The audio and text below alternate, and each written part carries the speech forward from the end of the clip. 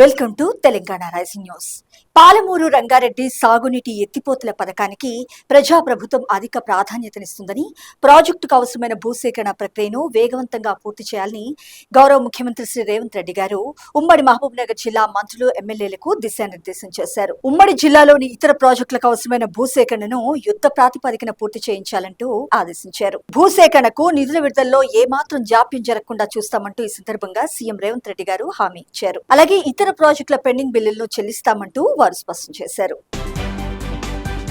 ఇక్కడ వరకు ముఖ్యమైన అంశం చూసినాం. పొంచి ఉన్న తీవ్ర ఆర్థిక సంక్షోభం.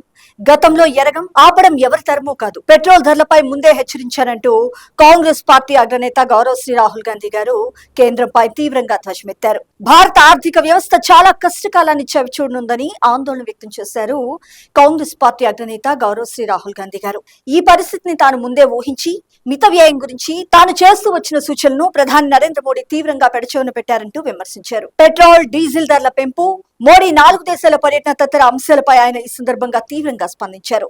ఆర్థిక సంక్షోభం తలెత్తితే అంబానీ, అదానీలకు ఏమీ కాదు, కానీ రైతులు, కూలీలు, యువకులతో పాటు ఉపాధిని కల్పిస్తున్న చిన్న వ్యాపారులు, చిన్న పరిశ్రమలు మాత్రమే దెబ్బతింటాయంటూ కాంగ్రెస్ పార్టీ అగ్రనేత గౌరవ శ్రీ రాహుల్ గాంధీ గారు పేర్కొన్నారు. ఇక్కడ మనకు ముఖ్యమైన అంశం చూసినాం. తెలంగాణలో వ్యర్థాల నిర్వహణను శాస్త్రీయంగా చేపడుతూ సర్క్యులర్ ఎకానమీకి ప్రాధాన్యతనిస్తున్నట్టు డిప్యూటీ సీఎం మల్లు భట్టి విక్రమార్క గారు స్పష్టం చేశారు.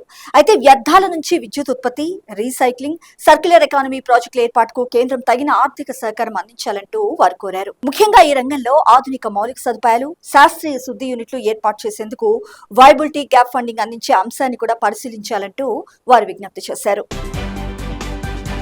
ఇక్కడ మనకు ముఖ్యమైన అంశం చూసినాం. పాలమూరు రంగారెడ్డి ప్రాజెక్టులపై బీఆర్ఎస్ నేతలు చెప్పేవన్నీ పచ్చి అబద్దాలేనని, ప్రాజెక్టు 90% పూర్తయిందంటూ ప్రజలను పూర్తిగా తప్పుదోవ పట్టిస్తున్నారని ఇరిగేషన్ శాఖ మంత్రి ఉత్తమ్ కుమార్ రెడ్డి గారు తీవ్రంగా మండిపడ్డారు. బీఆర్ఎస్ హయాంలో ప్రాజెక్టు సోర్సును జూరాల నుంచి శ్రీశైలానికి మార్చడం వల్ల అన్ని అడ్డంకులే ఎదురవుతున్నాయని తెలిపారు. ప్రాజెక్టు పనుల పురోగతిపై సమగ్ర నివేదికను సిద్ధం చేయాలని అధికారులకు దిశానిర్దేశం చేశారు మంత్రి ఉత్తమ్ కుమార్ రెడ్డి గారు. ఇక్కడ వరకు ముఖ్యమైన అంశం చూసినాం.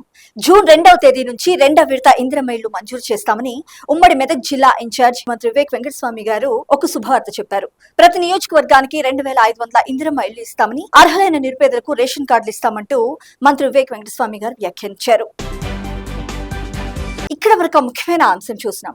పాలమూరు రంగారెడ్డి ప్రాజెక్టు కోసం పాదయాత్ర చేసే నైతిక హక్కు బీఆర్ఎస్ నేతలకు లేనే లేదని మంత్రులు జూపల్లి కృష్ణారావు గారు, వాకిటి శ్రీహరి గారు పేర్కొన్నారు. ప్రాజెక్టుకు నిధులివ్వకపోతే జిల్లాకు చెందిన అప్పటి మంత్రులు కేసీఆర్ ను ఎందుకు నిలదీయలేదంటూ ప్రశ్నించారు. అధికారంలో ఉన్న నాటి 10 ఏళ్లు ప్రాజెక్టు ఎందుకు పూర్తి చేయలేదో చెప్పి ప్రజల వద్దకు వెళ్లాలంటూ హితవు పలికారు. పాలమూరు ప్రాజెక్టుపై బీఆర్ఎస్ నేతల తీరు హంతకులే దొంగేడ్పు ఏడ్చినట్టు ఉందంటూ నిప్పులు చెరిగారు మంత్రులు.